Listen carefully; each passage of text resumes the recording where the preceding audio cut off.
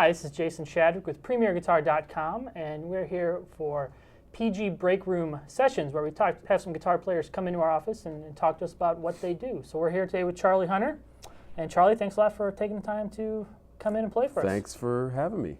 So first, let's start with a tune off your latest record, Okay. Public Domain, and Indiana. Sure.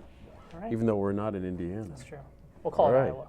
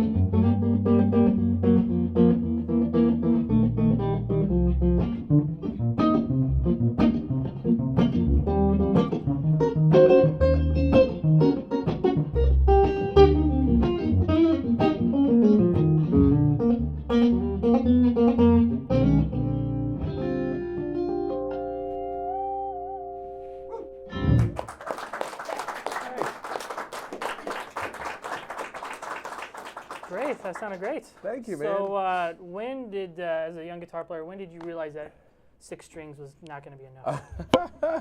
Well, I was a street musician in Europe, and I spent a lot of time listening to Joe Pass and Tuck Andrus, and also like a lot of the old blues stuff that my mom had, where the guys.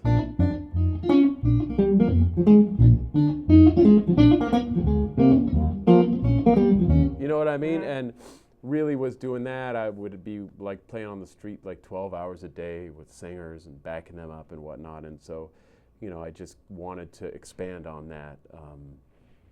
And I also played a lot of upright bass on the street too. So I wanted to bring that and put those things together, Mm-hmm. So with a tune like Indiana, which is a jazz standard tune.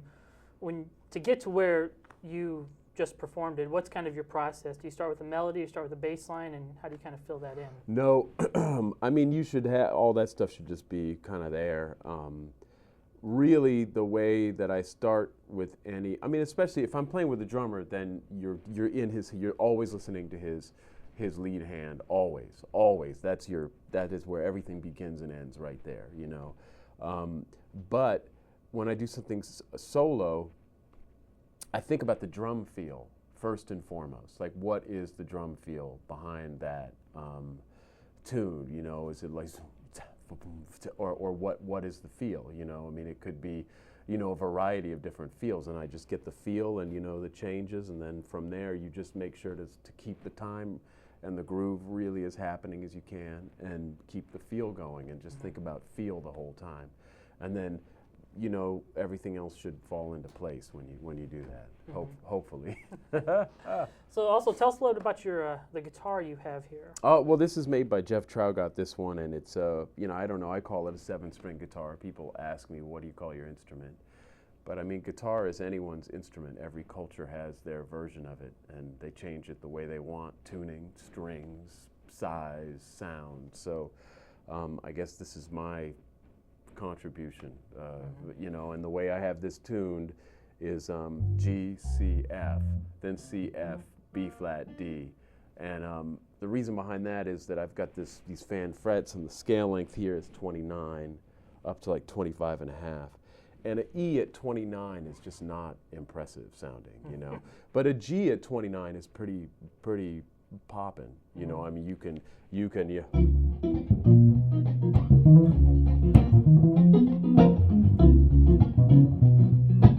know what I mean? It's like it's popping, whereas if you had it tuned down lower, it's just rubber bandy. And earlier in my career, when I had 8 strings, I would tune them to E, you know, and that just was really hard to play in tune, because any tiny little movement, when you're doing compound movements on your fingers, would pull strings out of tune, especially the bass strings. You know, so you have to find the balance in that, and it's an ongoing process, you know. So you mentioned you played bass, and obviously you play guitar, and you also play drums as well. Yeah, I mean, I'm a hobbyist, you know, but it's playing the drums is, to me, the most important aspect of this. And people always say, well, if I'm a guitar player, you know, if someone knows guitar, can't they get on your instrument? I go, no, you know, really the people who would be best suited to play this are drummers, because they would understand in terms of the counterpoint more easily how the rhythms work together. Whereas guitar players, we tend to spend a lot of time, especially coming up as a guitar player, you tend to spend a lot of time trying to learn what do you think is the coolest kind of thing, and can I learn how to blaze through this thing real fast, but never really coming to terms with the fundamentals of the music, which is the rhythm and the groove and the time.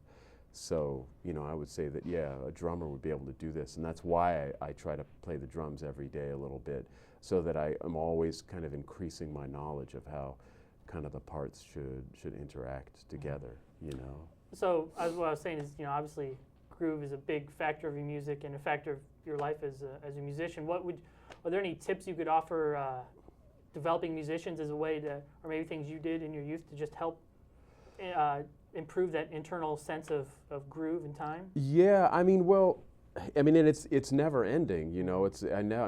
I'm like always listening to tapes back of myself and just like, you know what I mean? Because it's not a certain passage, it doesn't feel right, it doesn't feel good, you know. But I would say, you know, I mean, there's a lot of different schools of thought, but always play with a metronome, you know. And I don't mean like turn the metronome on there and have it there as like this really mean, like, you know, school marm that's going to slap you on the back of your knuckles. I mean, it's your friend, you know, and turn it on, and it's going to tell you very nicely, away from everybody else in the world, how much you suck, you know.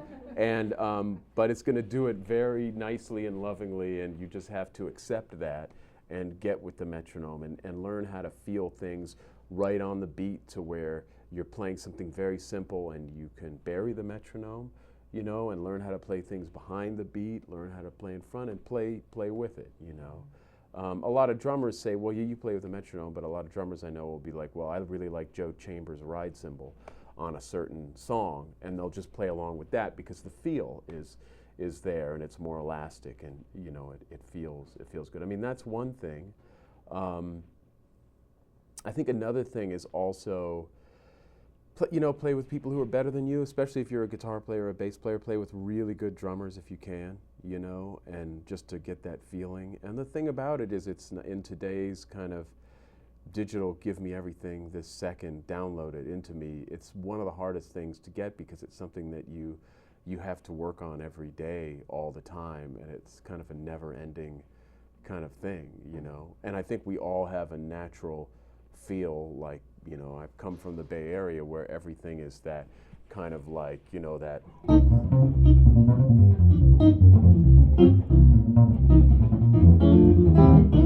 Everything is like really like jumpy and it's on top of the beat and, very agitated.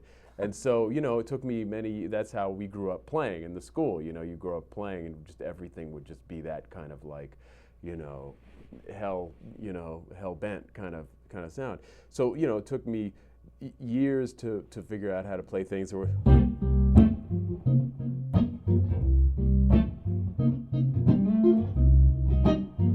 right.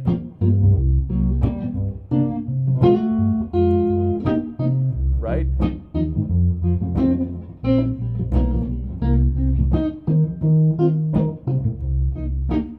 That's one thing, and I don't know.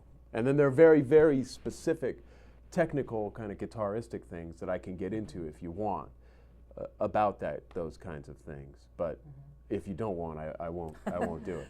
That's okay as well. Well, guitaristically, what are you referring to? Well, I think like if you listen to if you listen to guitar throughout like the ages, what is generally the guitar used for. And I think that it was used as kind of a rhythmic, harmonic accompanying instrument for singing, generally, almost always, right, if you think about it. And if you get to like the most advanced kind of old world guitar playing, like flamenco guitar, you have the rhythmic, harmonic, and you have the melodic as well, because they're playing all those super fast runs and stuff like that. But it's always within the rhythm and the context of their feels and their time signatures. I think we're the first culture that kind of took guitar out of that and like, well, we want to play like linear guitar. We want everything to be like all that stuff, or like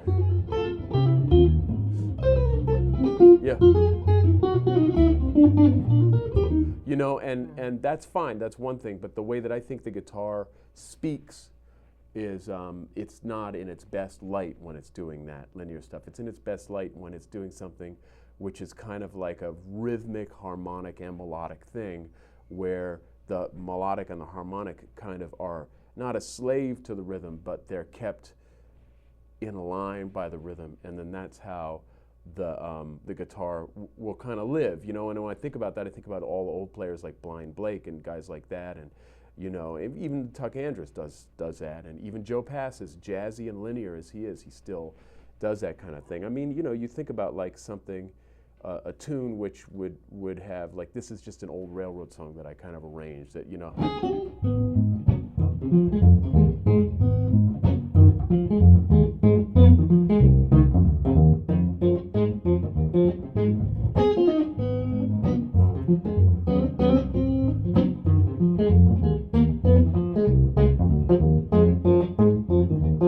You see that? Because you can hear the harmonic, the rhythmic, and the melodic in that stuff. And that's what I feel that the guitar kind of like it can really live in, and that's just my opinion.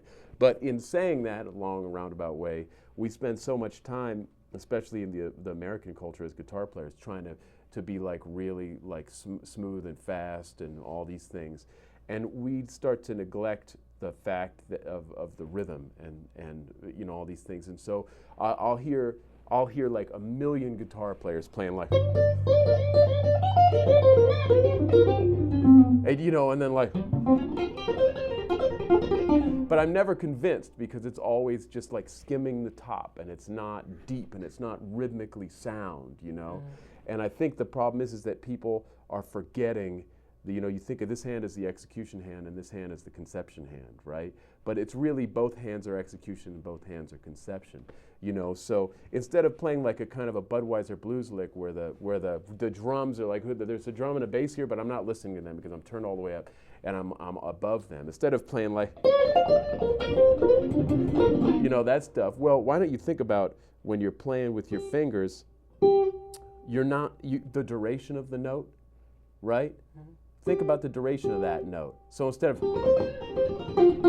you're thinking, see that? And I'm pulling off with rests. Those are rests every time you pull off. So to make it simpler, like say you have like a real simple kind of a counterpoint thing going on with this hand, and you're not putting any rhythm into it. And it's, right? Now, what if these fingers start pulling off and playing rests, and you're counting the rests in your head? Then that kind of like really unconvincing, like it's dinner time kind of sound, turns into,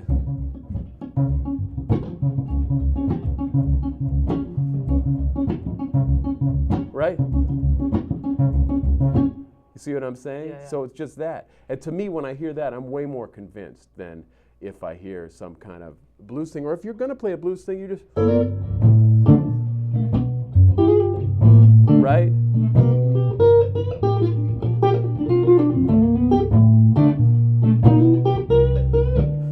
Right? Yep.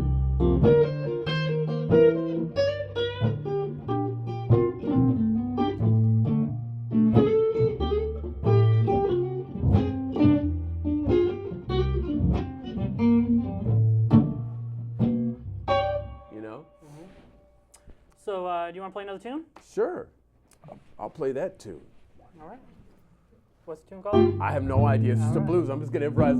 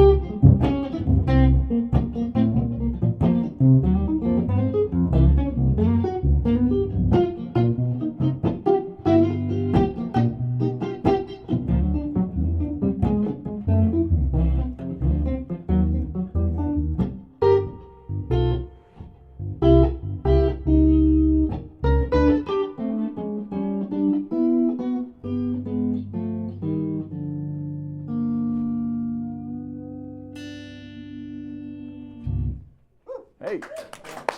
Thanks. So you're on tour now, and you tour in a variety of different formats, solo, duo stuff. So stylistically, where do you prefer almost? If you could tour, solo, duo? Well, I mean, I like doing solo because it's challenging and it's fun and on a certain level, but it definitely gets boring because it's yourself, and it's just like that guy is he's the same ideas every time. How come I don't, but playing with I like playing duo with drummers a lot. I have a couple guys that I play with often, Scott Amendola and Derek Phillips.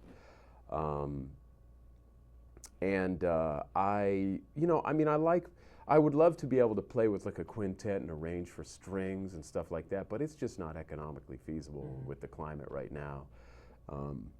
But I like keeping it small and intimate, So if people want to find out where you're touring, what you're up to, where can they go? I guess to my website, charliehunter.com, and Facebook. Do you do Facebook? I do. I never go to my website because I have an iPhone and I can't really operate that well. So I just do Facebook. And but I mean, I'm not on there all the time, but I try to get on there once a day and answer questions and write something really witty in Facebook, like every week or something like that, Cool. Well, do you want to play us out with the song, maybe? Sure. This song is, I don't know why I've thought about that, but How You Gonna Keep Them Down on the Farm? It's from like the 20s. Yeah. No, 1919. It's about the soldiers coming home from the war,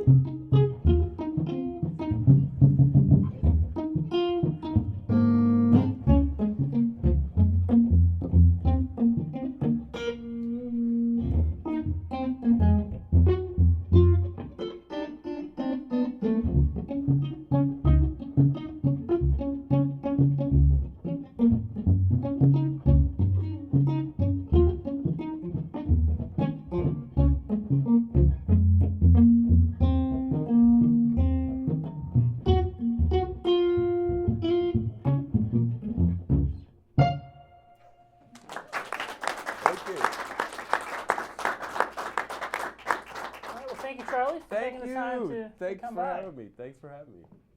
This is Jason Shadrick with PremierGuitar.com.